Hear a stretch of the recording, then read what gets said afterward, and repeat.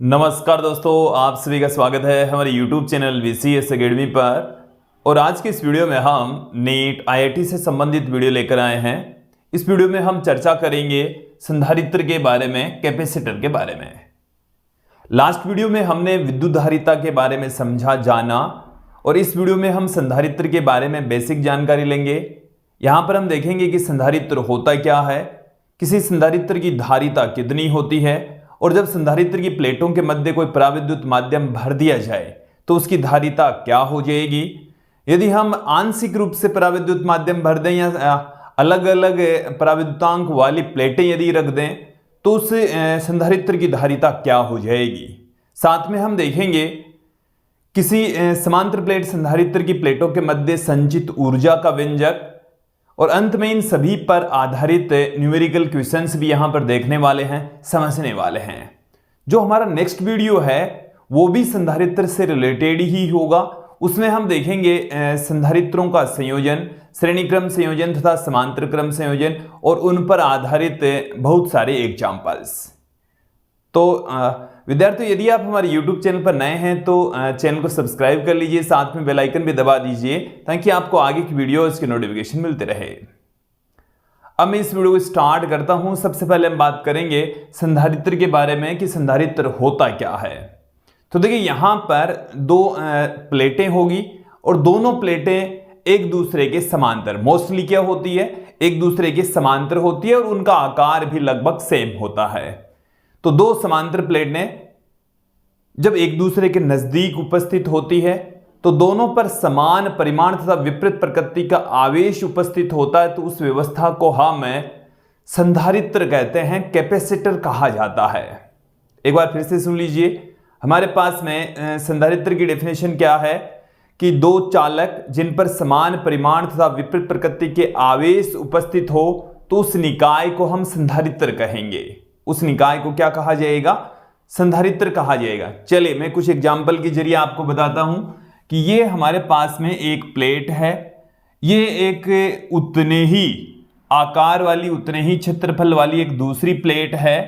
इसके ऊपर धनावेश है तो दूसरी वाली प्लेट पर उतने ही परिमाण का ऋणावेश है। यदि इस प्लेट के ऊपर प्लस में क्यू आवेश है, इस प्लेट पर माइनस में क्यू आवेश है, तो इस निकाय को हम संधारित्र कहेंगे। ये जो आप व्यवस्था देख रहे हैं, निकाय देख रहे हैं, इसे हम संधारित्र कहते हैं। देखिए, इस संधारित्र में दोनों प्लेटें एक दूसरे के समांतर होती है, इसलिए इस संधारित्र को हम समांतर प्लेट संधारित्र कहेंगे, और मोस्टली यही संधारित्र पढ़ा जाता है। हम ज्यादातर अध्ययन इसी को लेकर ही करते हैं। इसके अलावा और भी संधारित्र होते हैं, जैसे ये हमारे पास में एक गोला है, ये एक दूसरा गोला है, और इसमें एक गोले के ऊपर होता है धनावेश। एक गोले के ऊपर कौन सा आवेश है, धनावेश है, तो दूसरे गोले पर उतने ही परिमाण का है ऋणावेश। तो एक के ऊपर, इसके ऊपर तो है प्लस में क्यू, इस पर है माइनस में क्यू, तो ये हमारे पास में हो गया है गोलीय संधारित्र। कौन सा हो गया है, गोले से बना, दो गोले हैं, सकेंद्रीय गोले हैं, और जिन पर समान परिमाण तथा विपरीत प्रकृति के आवेश उपस्थित है। एक पर प्लस क्यू है तो दूसरे पर माइनस क्यू है, तो इस संधारित्र को हम गोलीय संधारित्र या गोलाकार संधारित्र कहते हैं। क्लियर। तीसरा और महत्वपूर्ण जो संधारित्र है वो देख लीजिए क्या है। तीसरा हम लेकर चल रहे हैं बेलनाकार संधारित्र। ये हमारे पास में दो समाक्षीय, इनकी जो अक्ष है वो सेम है, ये दो बेलन है। आप यहां पर समझ लेंगे, एक बेलन अंदर रखा हुआ, उसके जस्ट बाद में दूसरा बेलन रखा हुआ है। एक के ऊपर धनावेश है, एक बेलन के ऊपर क्या है, धनावेश, तो दूसरे बेलन के ऊपर उतने ही परिमाण का ऋणावेश है। दोनों पर विपरीत प्रकृति के तथा समान परिमाण के आवेश उपस्थित होते हैं। एक पर प्लस क्यू, दूसरे पर माइनस क्यू आवेश उपस्थित होता है, तो इस निकाय को हम बेलनाकार संधारित्र कहते हैं।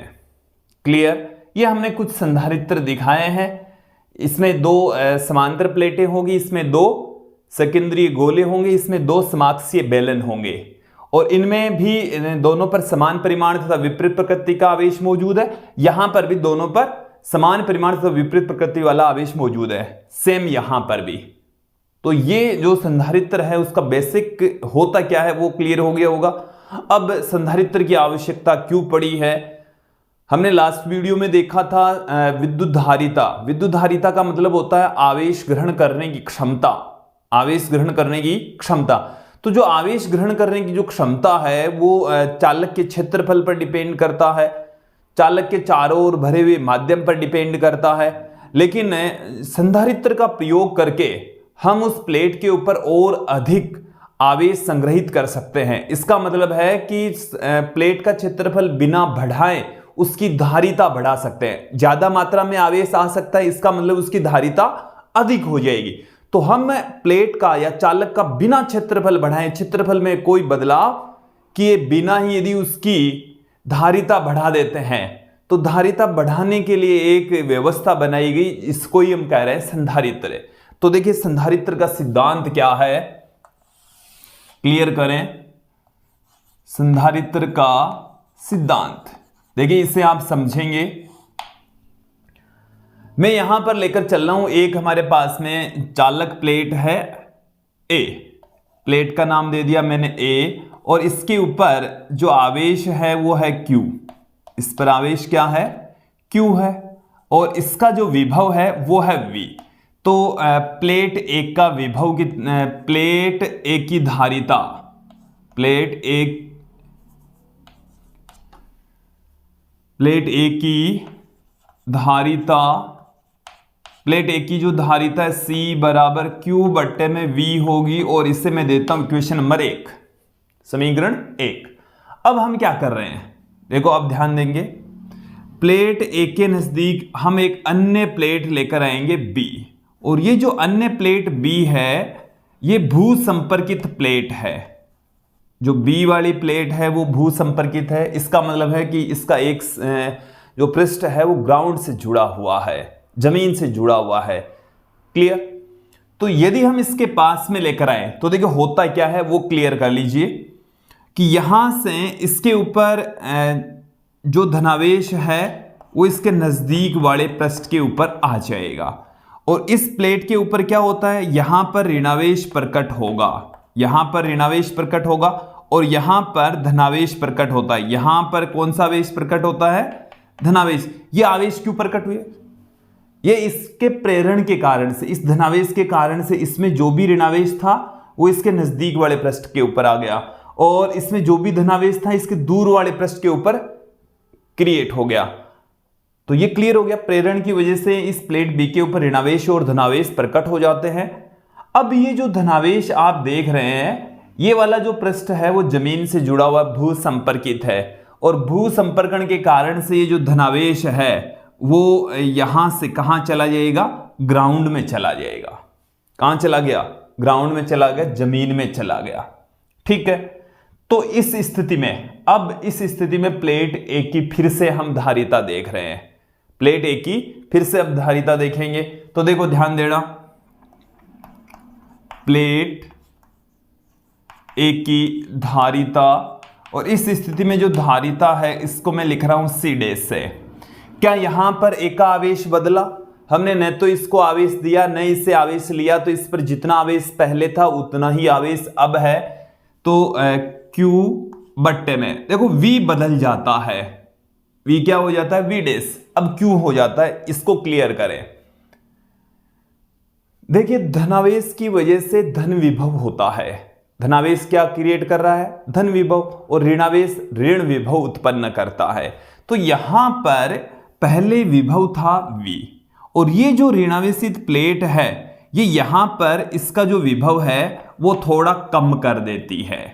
पहले जो विभव था वो V था, अब V डैश रह गया, और ये जो V डैश आप देख रहे हैं ये V से छोटा है। क्यों, इसको क्लियर कर ले, क्योंकि ऋणावेश के कारण से इसके ऊपर ऋण विभव उत्पन्न होगा, और ऋण विभव क्या करता है, उसका मान नेगेटिव होता है। तो पहले जो विभव था उसके मान को भी ये क्या कर देगा, कम कर देगा, डिक्रीज कर देगा। तो ये जो V डैश है वो छोटा है, V बड़ा है, V dash less than V होगा, क्लियर।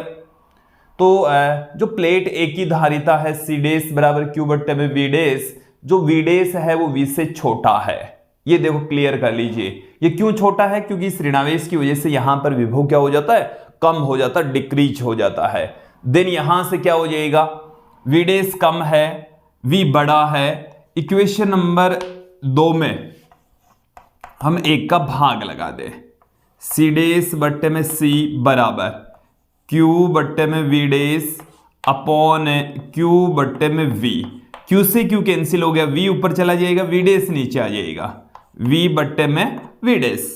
अब यहां पर देखें समझें, सी डैश बट्टे में सी बराबर आ गया वी बट्टे में वी डैश, और वी बड़ा है, वी डैश छोटा है। ये रखा ना मैंने, ये समझाया भी आपको। तो ये बड़ा है, ये छोटा है, तो ऊपर वाली राशि बड़ी, ये राशि छोटी, तो ऊपर वाली राशि बड़ी, ये राशि छोटी। तो यहां से क्या स्पष्ट हो गया, सी डैश ग्रेटर देन सी, सी डैश ग्रेटर देन सी। इसका मतलब हो गया कि जब इस प्लेट को हम इसके नजदीक लेकर आए तब इसकी धारिता बढ़ जाती है। जो सी डैश है वो ग्रेटर देन सी है, इट मीन्स इसका जो कैपेसिटेंस है, कैपेसिटी है, वो इंक्रीज हो जाती है। तो यदि इस तरीके की व्यवस्था हो तब कैपेसिटी इंक्रीज हो जाती है। तो फिर बाद में इसी व्यवस्था को यूज में लिया गया और इसे ही हम कहते हैं संधारित्र। इसे ही क्या कहा जाता है, संधारित्र कहा जाता है। क्लियर हो जाना चाहिए। तो संधारित्र के अंदर 2 प्लेटें होती है जिन पर समान परिमाण तथा विपरीत प्रकृति का आवेश मौजूद होता है। वैसे एक्चुअल में जो आवेश है वो अंदरूनी सिरों के ऊपर मौजूद होता है, इसके अंदरूनी पृष्ठ के ऊपर, इसके भी अंदरूनी पृष्ठ के ऊपर ही आवेश मौजूद रहेगा। क्लियर। दिखाने में हम इसको इस तरीके से दिखा देते हैं, दिखाने में इस तरीके से दिखा देते हैं, एक्चुअल में आवेश इस तरीके से होता है। और फिर हम आगे चलकर बार बार इस तरीके से भी नहीं दिखाएंगे, केवल संधारित्र को इस तरीके से दिखाएंगे। यह है संधारित्र का प्रतीक चिन्ह। उसमें सर्वविदित है कि जिनमें से एक प्लेट के ऊपर धनावेश है और एक प्लेट के ऊपर ऋणावेश है, दोनों पर समान परिमाण तथा विपरीत प्रकृति वाले आवेश मौजूद है। यह हमारे पास में एक संधारित्र है। क्लियर हो जाना चाहिए। देखिए यदि इसमें इसकी धारिता वेरिएबल होती है, धारिता परिवर्तनशील होती है, तो उसको हम एरो का निशान लगा कर दिखाएंगे। इसका मतलब है कि इसकी जो धारिता है वो वेरिएबल है, यहां पर धारिता का मान चेंज हो रहा है, धारिता का मान बदल रहा है, तो इसके ऊपर एरो का निशान दिखा देंगे। नियत धारिता के लिए हम इसको इस तरीके से दिखाएंगे। तो स्पष्ट हो गया होगा, समझ में आ गया होगा, यहां तक क्लियर हो गया होगा। अब मैं थोड़ा सा आगे बढ़ता हूं। यहां पर मैं बात करूंगा समांतर प्लेट संधारित्र की धारिता। हम यहां पर समांतर प्लेट संधारित्र लेकर चलेंगे और उसकी धारिता का व्यंजक यहां पर फाइंड आउट करेंगे। हम यहां पर देखेंगे कि किसी जो समांतर प्लेट संधारित्र होता है उसकी धारिता का मान किन किन राशियों पर डिपेंड करता है, किन कारकों पर निर्भर करता है। चलिए एक बार मैं इन सब राशियों को यहां से हटा देता हूं।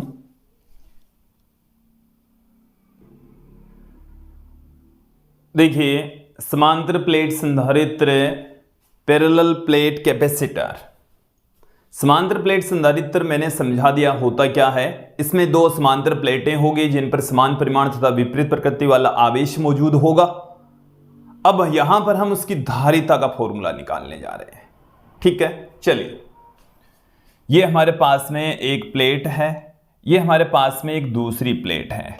दोनों प्लेटों का क्षेत्रफल सेम है। दोनों प्लेटों का क्षेत्रफल क्या है, सेम।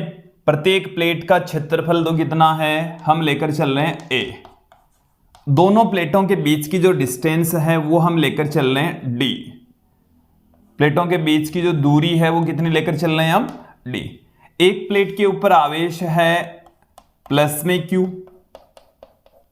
देखो मैंने अंदरूनी पृष्ठ के ऊपर आवेश को दिखाया है, एक्चुअल में होता भी अंदरूनी पृष्ठ के ऊपर ही है। प्लस में q, इसके ऊपर होगा माइनस में q। इसके ऊपर जो आवेश घनत्व है वो है प्लस में सिग्मा और इस पर जो आवेश घनत्व है वो है माइनस में सिग्मा। प्रत्येक प्लेट का क्षेत्रफल a हमने बता ही दिया है। दोनों प्लेटों के बीच की जो डिस्टेंस है वो d हम लेकर चल रहे हैं। तो ये इतना क्लियर हो जाना चाहिए कि हम एक संधारित्र लेकर चल रहे हैं जिसमें प्रत्येक प्लेट पर जो आवेश का परिमाण है वो q है और पृष्ठीय आवेश घनत्व प्लस माइनस सिग्मा है। दोनों का क्षेत्रफल कैपिटल ए है। दोनों प्लेटों के बीच की जो डिस्टेंस है वो स्मॉल डी है। और हम यहां पर निर्वात लेकर चल रहे हैं। दोनों प्लेटों के मध्य कोई माध्यम नहीं है। इट मीन्स यहां पर वैक्यूम है, निर्वात है। तो इस स्थिति के अंदर, इस स्थिति में इसकी धारिता क्या होगी ये देख लेते हैं। चलिए देखिए, दोनों प्लेटों के मध्य का विभवांतर, दोनों प्लेटों के मध्य का विभवांतर, दो प्लेटें हैं और दोनों प्लेटों के विभवों का जो अंतर है उसको हम लिख रहे हैं v से, और ये होता है E इंटू डी। ये फर्स्ट चैप्टर में हम रिलेशन पढ़ चुके हैं इलेक्ट्रिक फील्ड और पोटेंशियल डिफरेंस के अंदर, क्योंकि E बराबर होता है dv अपॉन में dr। तो यहां पर हमने v equal to E into D पढ़ लिया। तो E यहां पर दोनों प्लेटों के मध्य विद्युत क्षेत्र और दोनों प्लेटों के बीच की डिस्टेंस स्मॉल d, इनके गुणन के रूप में v को हमने पुट कर दिया। अब यहां पर हम ज्ञात करेंगे E, प्लेटों के मध्य विद्युत क्षेत्र, प्लेटों के मध्य विद्युत क्षेत्र।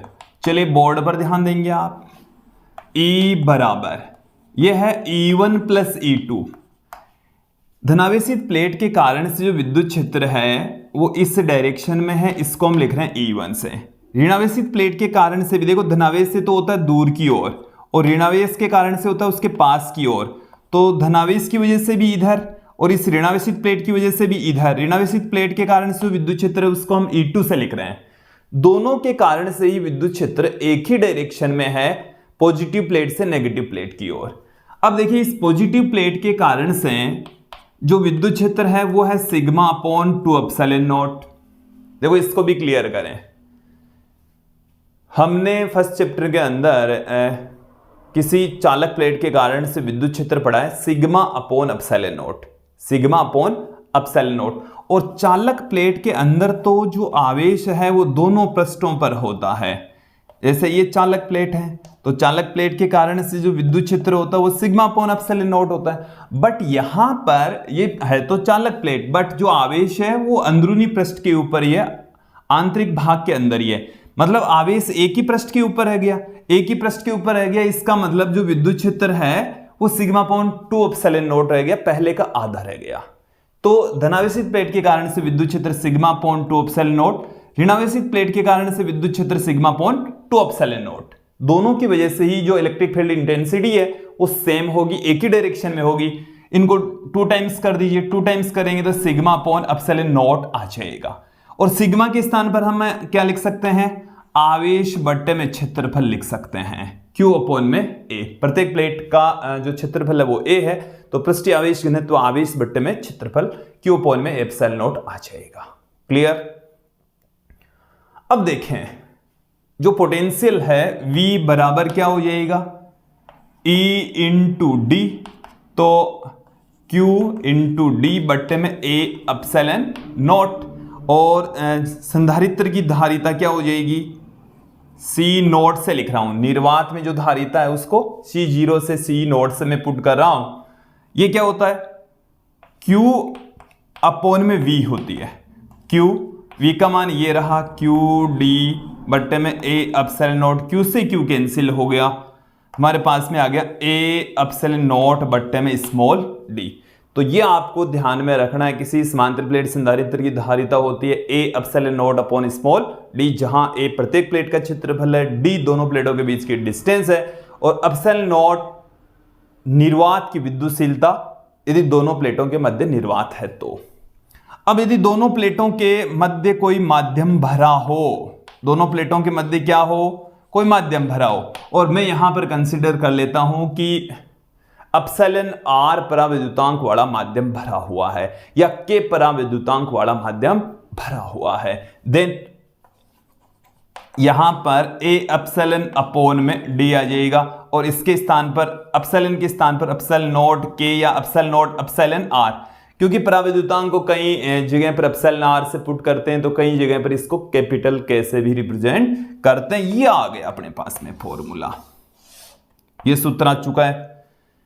तो देखो इस सूत्र से क्या स्पष्ट हो रहा है, जो समांतर प्लेट संधारित्र है उसकी धारिता किन किन कारकों पर डिपेंड करती है। एक तो डिपेंड करती है प्लेट के क्षेत्रफल पर, एक डिपेंड करती है दोनों प्लेटों के मध्य भरे हुए माध्यम के पराविद्युतांक पर, एक डिपेंड कर रही है दोनों प्लेटों के मध्य की डिस्टेंस पर। तो इसको क्लियर करें कि समांतर प्लेट संधारित्र की जो धारिता है वो प्रत्येक प्लेटों के क्षेत्रफल के समानुपाती होती है, दोनों प्लेटों के मध्य भरे हुए माध्यम के पराविद्युतांक के समानुपाती होती है, दोनों प्लेटों के मध्य की डिस्टेंस के व्युत्क्रमानुपाती होती है। तो C समानुपाती है, C समानुपाती C समानुपाती 1/D। तो ये चीज क्लियर हो जानी चाहिए। समांतर प्लेट संधारित्र की जो धारिता है वो दोनों प्लेटों के मध्य भरे हुए माध्यम पर डिपेंड करती है, दोनों प्लेटों के मध्य की डिस्टेंस पर डिपेंड करती है, प्लेटों के क्षेत्रफल पर भी निर्भर करती है। क्लियर हो गया होगा, यहां तक स्पष्ट हो गया होगा। अब मैं थोड़ा सा आगे बढ़ता हूं। इसमें थोड़ा सा अलग ऐसा है कि यहां पर यदि हम कोई आंशिक रूप से कोई पराविद्युत माध्यम भर दें, मैं यहां पर क्या ले लेता हूं, समांतर प्लेट संधारित्र ही लेकर चल रहे हैं, लेकिन यहां पर कोई पराविद्युत माध्यम भर दिया। चलिए इसको क्लियर करें। इतनी T मोटाई वाला, तो इसकी जो मोटाई है वो कितनी है, T, इसकी मोटाई है T।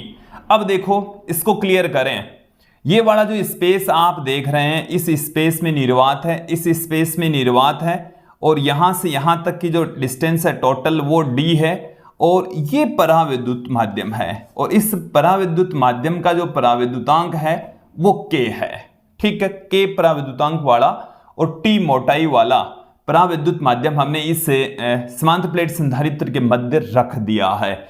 तो अब इस स्थिति के अंदर, अब इस स्थिति में धारिता क्या हो जाएगी, चलिए देख लेते हैं। इसके लिए देखिए क्या करेंगे, सबसे पहले तो हम देख लेते हैं कि देखिए इस वाले भाग में जो विद्युत क्षेत्र है उसको हम लिखेंगे E0 से, और इसमें जो विद्युत क्षेत्र है उसको हम लिखेंगे E से।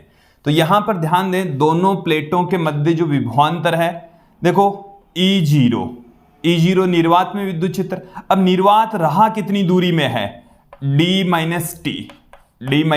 T, और फिर माध्यम में विद्युत क्षेत्र, और ये माध्यम है कितनी दूर तक, T, तो E × T ये आ गया। क्लियर। अब देखें इसको भी क्लियर कर लेते हैं। मैंने जो विद्युत क्षेत्र बताया है उसमें विद्युत क्षेत्र देखो निर्वात में तो ये है, ये तो किसमें है, निर्वात में σ/ε0, और जो पराविद्युत माध्यम है उसमें जो विद्युत क्षेत्र है वो है σ/ε। केवल क्या रह गया, ε0 के स्थान पर आ गया ε, और इसको आप क्या पुट कर दो, ε0 K पुट कर दो। ε0 K पुट कर देंगे तो चलिए इसमें वैल्यू पुट कर दो V में, E0 तो σ/ε0 D - T, फिर प्लस में E की वैल्यू है σ/ε0 K × T। यहां से σ/ε0 दोनों में से कॉमन आ रहा है, तो क्या आ जाएगा, σ/ε0 कॉमन आ गया, D - T, यहां पर तो रह गया D - T, और यहां पर रह गया T/K। चलिए सिग्मा के स्थान पर आप क्या पुट कर सकते हैं, Q/A पुट कर सकते हैं। तो ये हमारे पास में आ चुका है V। क्या आया है, V आ गया है, दोनों प्लेटों के मध्य विभवांतर आ गया है। अब हम देखेंगे धारिता।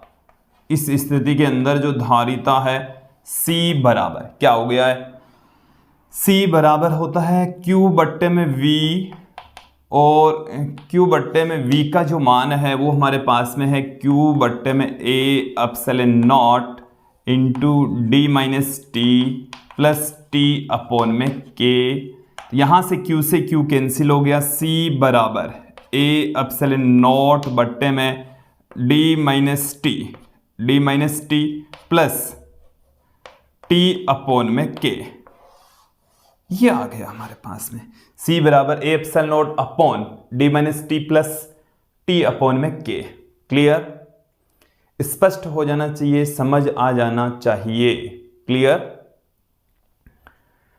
देखो, यदि ये आपको समझ में आ गया तो अपना जो अगला टॉपिक है इसी से रिलेटेड है, इसी प्रकार का ये है। हम अलग अलग पराविद्युतांक वाली प्लेटें अब इसके बीच में रखेंगे। देखो, यदि मैं यहां पर इसमें एक कंडीशन ले लूं कि यदि ये वाली जो प्लेट है वो पराविद्युत प्लेट की बजाय चालक प्लेट हो। कैसी हो प्लेट? चालक प्लेट हो। तो चालक प्लेट के लिए एप्सिलॉन आर या जो के का मान होता है वो कितना होता है? अनंत। तो यहां पर जब अनंत पुट करेंगे देन क्या हो जाएगा? 1/अनंत हो जाएगा, 0। तो जो धारिता है C बराबर रह जाएगी A epsilon naught upon D minus T. ये हमारे पास में धारिता रह जाएगी C equal to A epsilon naught upon D minus T. Clear? मैं थोड़ा सा आगे बढ़ता हूं, यहां पर बात करूंगा कि यदि हम इस संधारित्र की प्लेटों के मध्य अलग अलग मोटाई वाले और अलग अलग पराविद्युतांक वाले माध्यम भर दें, प्लेटें रख दें, परत रख दें, तो क्या होगा? चलिए देखिए, ये हमारे पास में संधारित्र की एक प्लेट है, ये हमारे पास में संधारित्र की दूसरी प्लेट है, और दोनों प्लेटों के बीच की जो डिस्टेंस है वो हमारे पास में है स्मॉल d।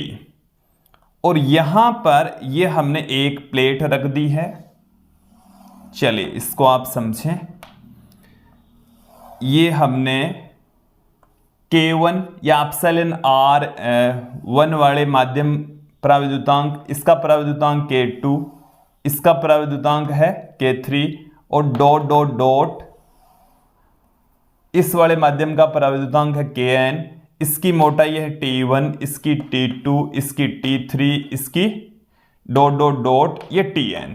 आप यहां पर देखेंगे कि इसकी जो टोटल जो मोटाई है T बराबर आ जाएगा T1 plus T2 plus T3 plus dot dot dot Tn, और जो निर्वात अब रह गया है वो रह गया है D minus T, D minus T, और T का मान ये पड़ा। क्लियर?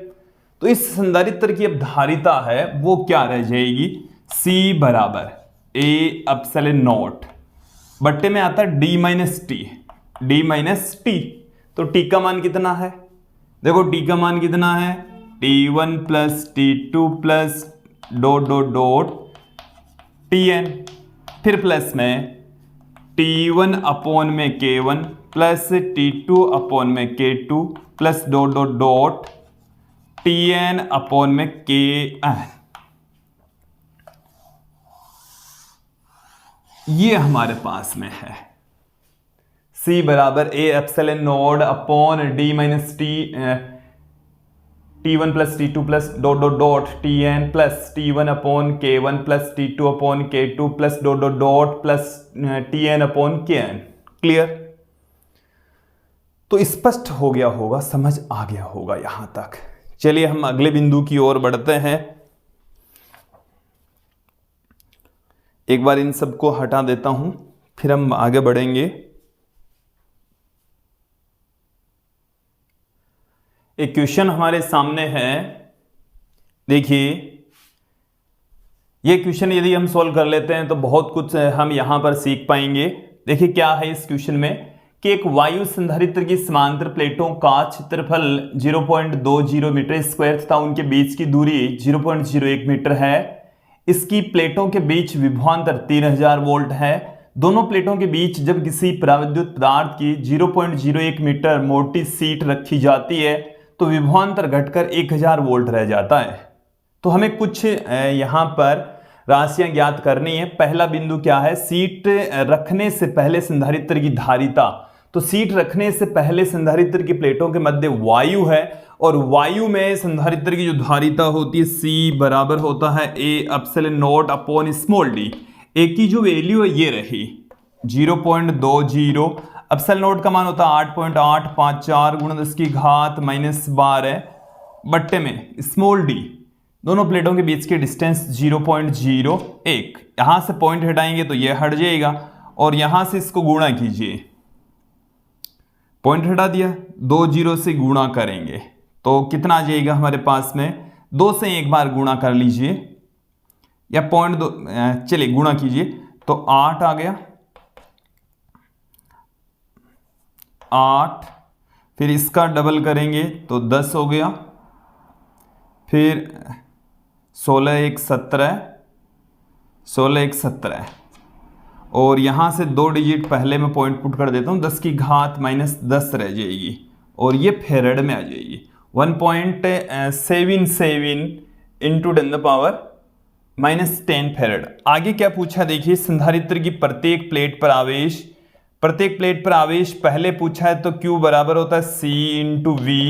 C का जो मान है वो हमने निकाल लिया 1.77 इंटू 10⁻10। V का मान हमें 3000 दे रखा है, ये दे रखा है पहले। देन यहां से इसको गुणा करेंगे तो 21 हो गया, 51 और 2 53 हो गया, 5.31 और 10 की घात -7 रह जाएगी। 5.31 गुणा 10 की घात -7 कूलाम। पदार्थ का पराविद्युतांक, पराविद्युतांक K बराबर C बट्टे में C नोट। तो C का जो मान है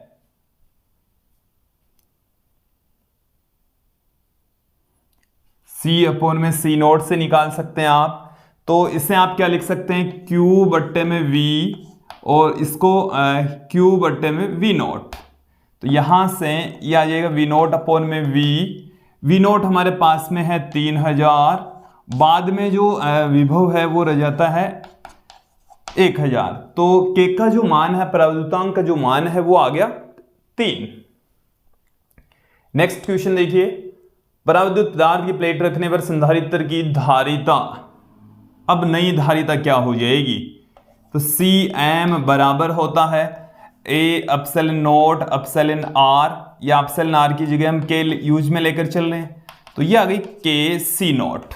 तो K का मान 3, C नोट का मान हमने अभी निकाला है 1.77 इंटू 10⁻10। तो 3 से इसको गुणा करेंगे, अभी हमने थोड़ी देर पहले भी किया था, 5.31। देखो यहां लिख देता हूं 5.31 इंटू 10⁻10 फेरेड। क्लियर। पराविद्युत की विद्युतशीलता, अब की बार हमें पूछा सिर्फ एप्सिलॉन। देखो एप्सिलॉन बराबर होता है epsilon note epsilon R। Epsilon R को हम कैसे पुट कर रहे हैं, एप्सिलॉन नोट की वैल्यू होती है 8.854 इंटू 10⁻12।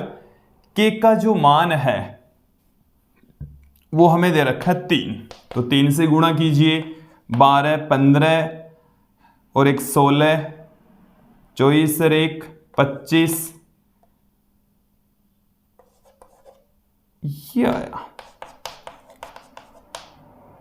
ये आया हमारे पास में कूलाम स्क्वायर प्रति न्यूटन इंटू मीटर स्क्वायर। तो मुझे उम्मीद है ये क्वेश्चन है वो काफ़ी बड़ा था और इसमें हमने बहुत सारी चीज़ें एक एक करके देखी और आपको समझ में आ गया होगा। अब मैं इसको यहाँ से हटा रहा हूँ और हम बात करेंगे संधारित्र की प्लेटों पर बल। देखिए संधारित्र की प्लेट पर बल कैसे लगता है और कितना लगता है, ये एक बार हम देख लेते हैं। फिर संधारित्र की प्लेटों के मध्य संचित ऊर्जा का व्यंजक भी आपको बताने वाला हूं। चलिए देखिए,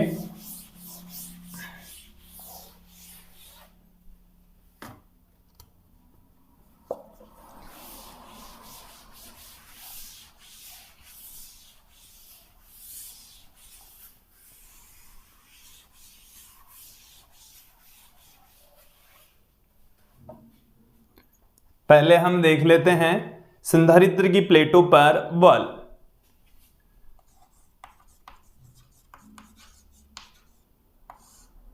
संधारित्र की प्लेटों पर बल, ये हमारे पास में संधारित्र की एक प्लेट है, ये दूसरी प्लेट है। इस प्लेट के ऊपर धनावेश है, एक प्लेट के ऊपर क्या है, धनावेश। दूसरी प्लेट के ऊपर उतनी ही मात्रा में ऋणावेश है। ठीक है। अब जो धनावेशित प्लेट है वो यहां पर विद्युत क्षेत्र उत्पन्न करेगी। ठीक है, तो ऋणावेशित प्लेट के ऊपर देखो, ये जो ऋणावेश है इस पर इस धनावेश के कारण से आकर्षण बल लगेगा।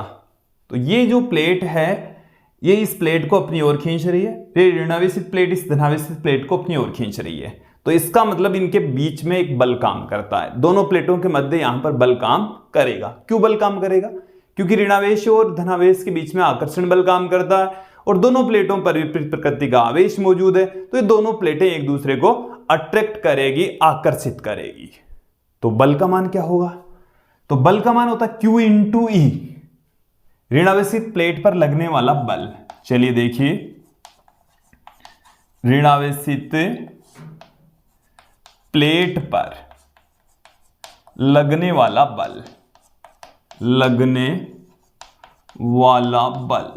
ऋणावेशित प्लेट पर लगने वाला जो बल है F बराबर माइनस में Q इंटू ई। ये मैंने ऋणावेशित प्लेट पर लगने वाला बल लिखा है। इस प्लेट का जो आवेश है वो माइनस में Q, इस प्लेट का जो आवेश है वो प्लस Q हम लेकर चल रहे हैं।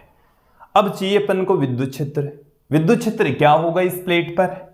इस प्लेट पर इस प्लेट के कारण से विद्युत क्षेत्र होगा, और विद्युत क्षेत्र कितना होगा? Sigma upon 2 epsilon not. देखो दोनों प्लेटों के मध्य, मेरी बात को क्लियर कर लेना, दोनों प्लेटों के मध्य विद्युत क्षेत्र होता है sigma upon epsilon not, but इस धनावेशित प्लेट के कारण से यहां पर विद्युत क्षेत्र कितना क्रिएट होगा? सिग्मा अपॉन 2 एप्सिलॉन नॉट, और वो ही विद्युत क्षेत्र इस प्लेट के ऊपर बल लगाएगा। तो वो है sigma upon 2 epsilon not. Sigma के स्थान पर आप क्या लिख सकते हैं? Q अपॉन में A लिख सकते हैं। तो Q एक पहले से पड़ा था, ये आ जाएगा ऋणावेशित प्लेट पर लगने वाला बल। देखो ये जो बल है और विद्युत क्षेत्र है एक दूसरे की विपरीत दिशा में, इसलिए नेगेटिव साइन आया है। यदि मैं बल के परिमाण की बात करूं तो ये आ जाएगा Q square upon 2A epsilon not. इतना बल काम करेगा, Q square upon 2A epsilon not. Clear हो जाना चाहिए, स्पष्ट हो जाना चाहिए। अब मैं यहां पर व्यंजक निकालूंगा संधारित्र की प्लेटों के मध्य संचित ऊर्जा कि दो प्लेटें हैं और दोनों प्लेटों के मध्य कितनी एनर्जी स्टोर रहती है। देखिए संधारित्र की प्लेटों के मध्य विद्युत ऊर्जा के रूप में ऊर्जा संचित होती है। किस ऊर्जा के रूप में? विद्युत ऊर्जा के रूप में एनर्जी स्टोर रहती है। आवेशित संधारित्र में ऊर्जा यहां पर हम देखेंगे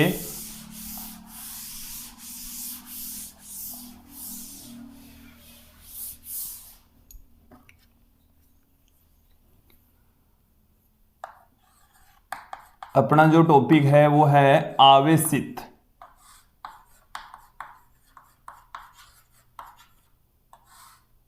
संधारित्र में संचित ऊर्जा। आवेशित संधारित्र की प्लेटों के मध्य जो एनर्जी स्टोर है इसको हम यहां पर फाइंड आउट कर लेते हैं। देखिए यहां पर हम एक संधारित्र लेकर चल रहे हैं। ये हमारे पास में एक संधारित्र है और संधारित्र की प्लेटों को हम आवेश देंगे। जैसे एक जो प्लेट होती है वो तो ग्राउंड से कनेक्ट होती है वैसे तो बताने में, और एक प्लेट को हम आवेश देंगे तो दूसरी प्लेट पर आवेश अपने आप क्रिएट हो जाएगा। तो पहले से हम कंसिडर कर लेंगे इसके ऊपर स्मॉल क्यू आवेश मौजूद है। पहले से कितना आवेश मौजूद है इसके ऊपर? स्मॉल क्यू आवेश उपस्थित है।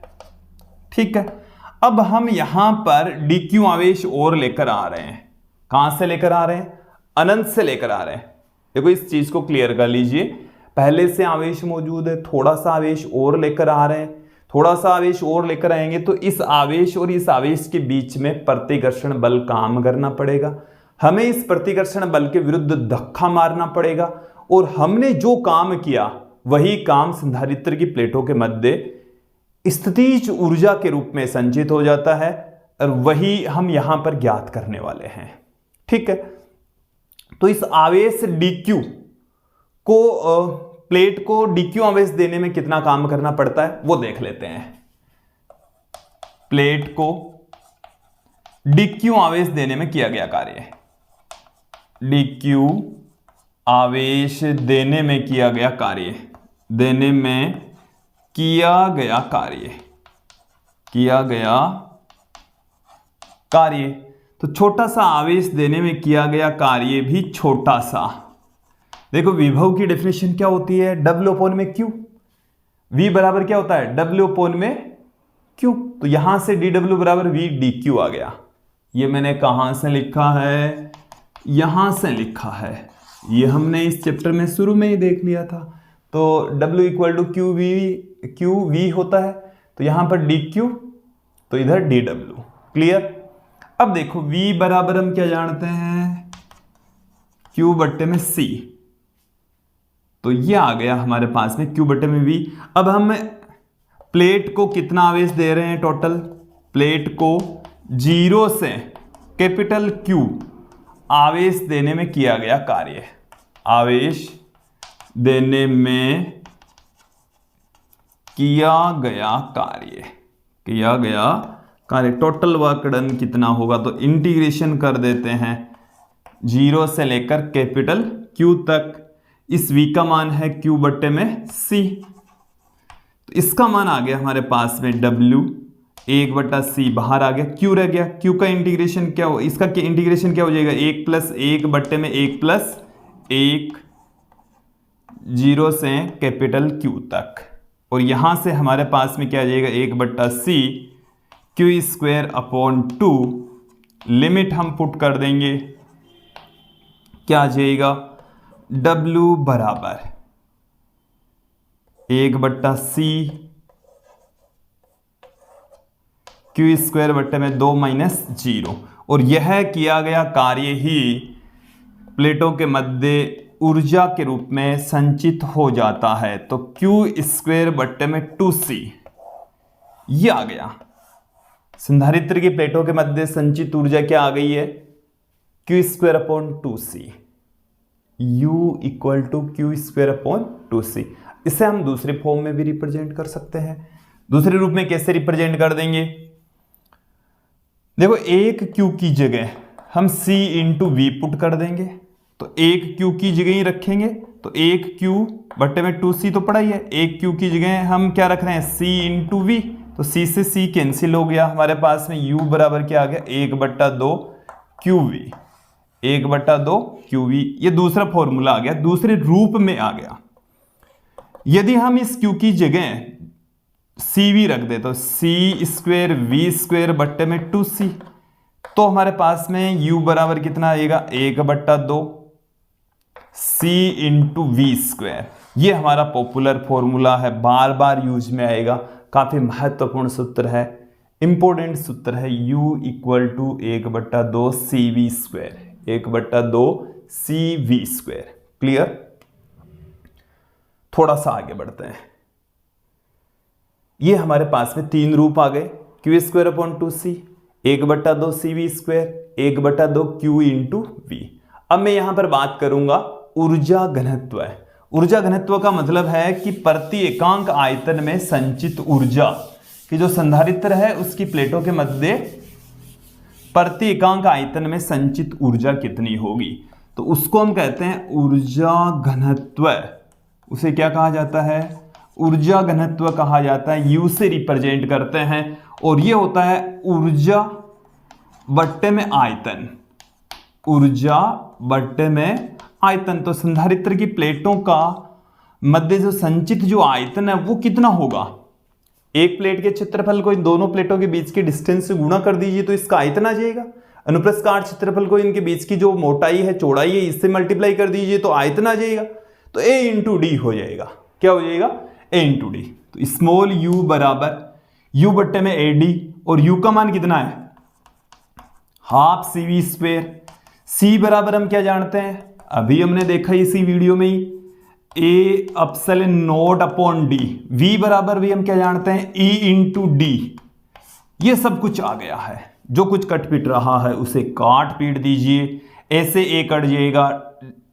देखो यहां से ये D नीचे आएगा तो D², इस D² से ये D² कट जाएगा, 1/2 एप्सिलॉन नॉट ई स्क्वायर आ जाएगा। तो किसी संधारित्र की प्लेटों के मध्य संचित जो ऊर्जा है वो कितनी हो जाएगी, U equal to half epsilon naught E square हो जाएगी। तो ये हमारे पास में आ गई है किसी संधारित्र की प्लेटों के मध्य संचित ऊर्जा तथा प्रति एकांक आयतन में संचित ऊर्जा का व्यंजक सूत्र। और मुझे उम्मीद है यहां तक आपको अच्छे से समझ में आ गया होगा, कहीं कोई दिक्कत नहीं हुई होगी। क्लियर।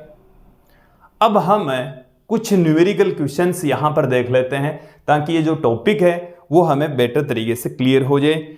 और भी आप बुक्स की हेल्प ले सकते हैं, हमारे नोट्स की हेल्प ले सकते हैं। हमारे नोट्स के लिए हमने इस वीडियो की डिस्क्रिप्शन में एक लिंक दे रखी है, वहां से आप हमारे ऐप पर जाकर इस टॉपिक के नीट से रिलेटेड, आईआईटी से रिलेटेड नोट्स आप परचेज कर सकते हैं, देख सकते हैं, समझ सकते हैं। चलिए कुछ क्वेश्चंस यहां पर हम देख लेते हैं, फिर आगे बढ़ेंगे। पहला क्वेश्चन देखिए इसमें कि 100 वोल्ट बैटरी द्वारा 900 पिकोफैराड के संधारित्र को आवेशित किया गया है, तो संधारित्र में कितनी स्थितिक विद्युत ऊर्जा संग्रहित होगी, कितनी एनर्जी संचित होगी। हमें उस संधारित्र को कितने वोल्ट से आवेशित किया गया, 100 वोल्ट से, और उसकी धारिता दे रखी है 900 पिकोफैराड। दोनों चीजें दे रखी है, दोनों की हेल्प से हम एनर्जी का फॉर्मूला लगेंगे जिसमें धारिता और वोल्टेज दोनों आए, क्योंकि हमने ऊर्जा के अलग अलग फॉर्मूले पढ़े, half C V square, half Q into V, Q square upon 2c। तो ये हमने फॉर्मूला यूज में ले लिया। सी की वैल्यू कितनी है, 900 गुणा 10 की घात -12। वी का मान कितना है, 100 का स्क्वायर, तो 100 गुणा 100। अब देखें यहां पर 10 की घात 2 यहां से, 2 यहां से, 2 यहां से, तो 10 की घात हमारे पास में रह गई -6, और 9 के अंदर 2 का भाग लगाएंगे तो 4.5 गुणा 10 की घात -6 जूल। ये आएगा इसका आंसर। समझ आ गया होगा। फिर देखिए नेक्स्ट क्वेश्चन कि एक समांतर पट संधारित्र कि एक समांतर प्लेट संधारित्र की धारिता 50 माइक्रोफैराड है, वायु में माध्यम में रहती है कि वायु के अंदर उसकी जो धारिता है वो 50 माइक्रोफैराड है। जब इसे किसी तेल में डुबोया जाता है तो धारिता 110 माइक्रोफैराड हो जाती है। तो तेल का पराविद्युतांक क्या होगा, हमने आपको फॉर्मूला बताया है, K बराबर क्या होता है, C/C0। तो C माध्यम में 110, C0 निर्वात में, तो ये कितना आ गया, 2.2 आ जाएगा। नेक्स्ट क्वेश्चन देखिए, 500 माइक्रोफैराड धारिता के संधारित्र को 100 माइक्रो कूलाम पर सेकंड की नियत दर से आवेशित करते हैं, किस समय अंतराल के बाद संधारित्र की प्लेटों के मध्य विभवांतर 10 वोल्ट हो जाएगा। देखिए क्वेश्चन में हमें दे क्या रखा है और निकालना क्या है, ये सब कुछ एक बार पहले हम पुट कर लेते हैं ताकि थोड़ा इजी हो जाए। चलिए देखिए, हमें धारिता C की वैल्यू दे रखी है 500 माइक्रोफैराड, साथ में हमें V दे रखा है 10 वोल्ट, और ये संधारित्र को आवेशित करने की दर दे रखी है, तो Q/T दे रखा है, Q/T वो कितना दे रखा है, 100 माइक्रो कूलाम पर सेकंड। हमें समय पूछा है कि कितने समय अंतराल के अंदर जो प्लेट है वो 10 वोल्ट तक चार्ज हो जाएगी। आवश्यक समय बराबर देखो CV/Q/T। तो यहां से C की जो वैल्यू है वो 500 गुणा 10 की घात -6, 10 Q/T हमें दे रखा है 100 माइक्रो, 10 की घात -6, तो 2 0 से 2 0 कैंसिल हो गए, 10 की घात -6 से 10 की घात -6 भी कैंसिल हो गई, तो 50 सेकंड आ जाएगा। कितना आ गया, 50 सेकंड। फिर आगे बढ़ते हैं, 600 माइक्रोफैराड धारिता के एक संधारित्र को 100 वोल्ट तक आवेशित किया गया है, तो ऊर्जा कितनी होगी। हमें C दे रखा है, V दे रखा है, सीधा फॉर्मूला हम अप्लाई कर देंगे। C दे रखा है, V दे रखा है, तो हाफ CV स्क्वायर, U बराबर कितना आ जाएगा, हाफ CV स्क्वायर, तो हाफ C की वैल्यू है 6 गुणा 10 की घात माइनस 6, V का मान 100 दे रखा है तो 100 गुणा 100, तो यहां से ये आ गया 3 गुणा 10 की घात 4, यहां से कम हो जाएगी -2 जूल रह जाएगा। नेक्स्ट क्वेश्चन देखेंगे, एक समांतर पर संधारित्र की धारिता 12 माइक्रोफेरेड है। यदि दोनों प्लेटों के बीच की डिस्टेंस को दुगुनी और क्षेत्रफल को आधा कर दिया जाए तो नई धारिता क्या होगी। हमें C बराबर दे रखा है जो कि A epsilon naught upon D होता है 12 माइक्रोफेरेड। नई धारिता हमें ज्ञात करनी है, जबकि जो नई दूरी है वो पहले वाले की दुगुनी और जो नया क्षेत्रफल है वो पहले वाले क्षेत्रफल का आधा। तो C डैश बराबर A डैश एप्सिलॉन नॉट बट्टे में D डैश, A डैश बराबर हो गया A बट्टे में 2, D का मान हो गया 2D, तो यहां से आ गया हमारे पास में 1/4 A एप्सिलॉन नॉट बट्टे में स्मॉल d, तो C डैश बराबर A एप्सिलॉन नॉट बट्टे में, तो यहां से आ गया हमारे पास में 3 माइक्रोफेरेड। कितना प्राप्त हो गया है, 3 माइक्रोफेरेड हमें मिल गया है, प्राप्त हो गया है। क्लियर। कुछ क्वेश्चंस और लेते हैं, देखिए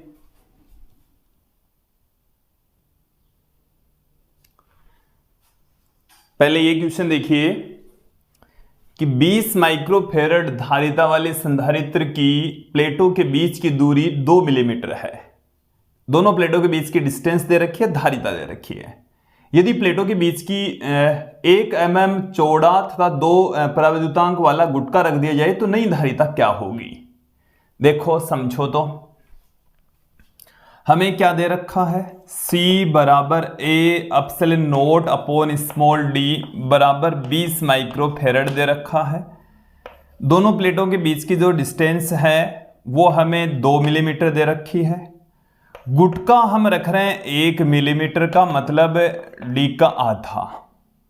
नई धारिता क्या होगी, तो देखिए A epsilon naught upon d minus T plus d बट्टे में k, तो जो k है इसकी वैल्यू भी हमें 2 दे रखी है।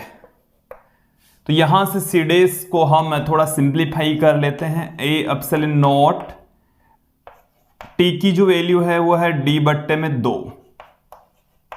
d बट्टे में 2, k का मान भी 2, तो यहां से आप देखें A एप्सिलॉन नॉट d में से d/2 घटाया तो d/2 रह गया, d/4, तो क्या आ गया हमारे पास में A एप्सिलॉन नॉट 3d/4 आ गया, तो 4/3 A एप्सिलॉन नॉट बट्टे में d। इसकी वैल्यू हमें दे रखी है, इसकी वैल्यू हमें कितनी दे रखी है 20, तो 20 में लिख देता हूं 80/3 माइक्रोफेरेड इसका आंसर आ जाएगा। क्लियर, जोड़ बाकी किया है मैंने और कुछ नहीं किया। नेक्स्ट क्वेश्चन देखिए, एक 2 माइक्रोफेरेड का संधारित्र 100 वोल्ट तक आवेशित किया जाता है, फिर उसकी पट्टियों को एक चालक तार से आपस में जोड़ दिया जाता है, तो उत्पन्न हुई ऊष्मा क्या होगी।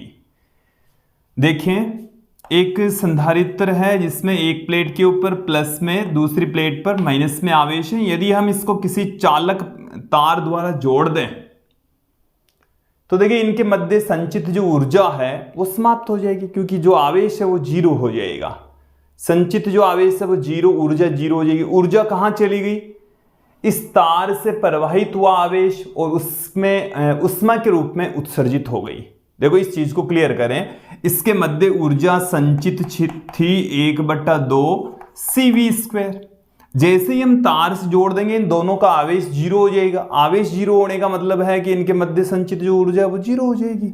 अरे U बराबर Q²/2C होता है, Q 0 तो U भी कितना हो गया 0 हो गया। ऊर्जा थी वो कहां गई, ऊष्मा में कन्वर्ट हो गई। तो यह जो ऊर्जा है यही ऊष्मा के बराबर है। यही किसके बराबर है, उत्पन्न ऊष्मा के बराबर है। तो हमें CV² दे रखा है, तो 1/2। इसको केवल इसको मैं ये क्लियर करना चाह रहा हूं कि जो एनर्जी थी वही एनर्जी ऊष्मा में कन्वर्ट हो रही है। अब बाद में आपस में जोड़ने के पश्चात इनकी एनर्जी 0 रह जाएगी, तो सारी की सारी ऊर्जा ऊष्मा में कन्वर्ट हो जाएगी। तो हाफ CV² लगा देना आप। तो 2 × 10⁻⁻⁶ 100 गुणा 100, 4 घात यहां से कम हो गई तो 10 की घात माइनस 2 जूल उष्मा का उत्सर्जन होगा। इतनी उष्मा यहां पर उत्पन्न होने वाली है, बाहर निकलने वाली है। अब देखिए मैं कुछ वैसे तो एनसीईआरटी की जो पाठ्य पुस्तक है उसके अंदर वैसे डिटेल से तो नहीं दे रखा, लेकिन जो बुक के लास्ट में जो एक्सरसाइज के क्वेश्चंस हैं उनके अंदर बेलनाकार संधारित्र तथा गोलीय संधारित्र से रिलेटेड क्वेश्चंस जरूर दे रखे। हालांकि क्वेश्चंस एकदम सीधे फॉर्मूले पर डिपेंड हैं, आपको समझने चाहिए। क्या है क्वेश्चन वो देखिए। सबसे पहले मैं ले लेता हूं गोलीय संधारित्र। गोलीय संधारित्र, हालांकि मैं यहां पर इसका व्यंजक आपको प्रूफ करके नहीं बता रहा। हमारे पास में 2 गोले होंगे और यहां पर जो बाहरी गोला है वो भू संपर्कित है। आंतरिक जो गोला है उस पर प्लस में Q आवेश है और जो बाहरी गोला है उस पे उतने ही परिमाण का ऋणावेश माइनस में Q।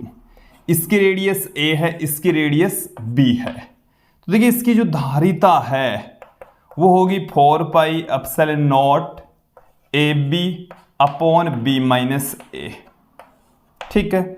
और यदि दोनों प्लेटों के मध्य कोई माध्यम भर दिया जाए तो 4 pi epsilon not K AB upon B minus A ये आ जाएगा, ठीक है। तो ये क्लियर हो जाना चाहिए, स्पष्ट हो जाना चाहिए। ये सीधा है, वैसे आप निकाल भी सकते हैं, इसमें कोई बहुत बड़ी भारी बात नहीं है। देखिए क्या कैसे निकालते हैं, दोनों के बीच का पोटेंशियल डिफरेंस निकालें, क्योंकि हमारे पास में C बराबर क्या होता है Q बट्टे में V, Q बट्टे में V। तो Q तो इन पर आवेश हो गया V। अब V कितना होता है, V इन दोनों के पोटेंशियल का अंतर डिफरेंस। तो देखो इसका, ये तो ग्राउंड से जुड़ा हो तो इसका पोटेंशियल तो है 0, इसका पोटेंशियल तो कितना है 0। केवल अंदरूनी गोले का विभव अपन को देखना है।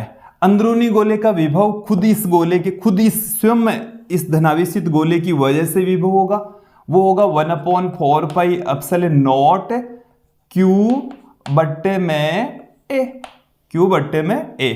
और फिर इस बड़े गोले के कारण से जो कि क्या होगा माइनस में 1/4 पाई एप्सिलॉन नॉट Q बट्टे में B।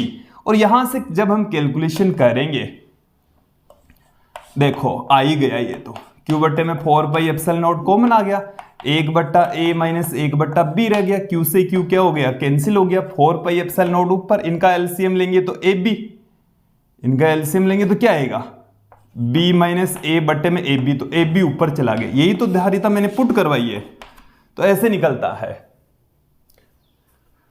अब मैं बात करता हूं बेलनाकार संधारित्र की धारिता। हालांकि जो एनसीईआरटी की पाठ्य पुस्तक में है AB के स्थान पर R1 R2 ले रखा है, सीधा इस फॉर्मूले को प्रूफ करवाया है। और एक क्वेश्चन के अंदर इसकी R1 R2 की वैल्यू देकर धारिता पूछी है, तो सीधा क्वेश्चन है, कहीं कोई दिक्कत नहीं होनी चाहिए। अब मैं बात करता हूं बेलनाकार संधारित्र। बेलनाकार संधारित्र में 2 समाक्षीय बेलन होते हैं, दोनों की अक्ष क्या होगी एक ही, ये दोनों की अक्ष है इस तरीके से, और इस बाहर वाले को हम ग्राउंड से जोड़कर रखते हैं। अंदर वाले के ऊपर धनावेश है, अंदर वाले के ऊपर क्या है धनावेश, बाहर वाले के ऊपर है ऋणावेश। इसके ऊपर तो है प्लस में Q, इस पर है माइनस में Q, ये तो इनके आवेश हैं। इसकी रेडियस है A, इसकी रेडियस है B और इनकी लेंथ है L। ये सब कुछ हमें दे रखा है, तो इसको क्लियर कर लेना। A और B इनकी रेडियस है, L इनकी लंबाई है, समाक्षीय दोनों बेलन है, बेलनाकार संधारित्र है। तो बेलनाकार संधारित्र की धारिता क्या हो जाएगी बताइए, बेलनाकार संधारित्र की धारिता,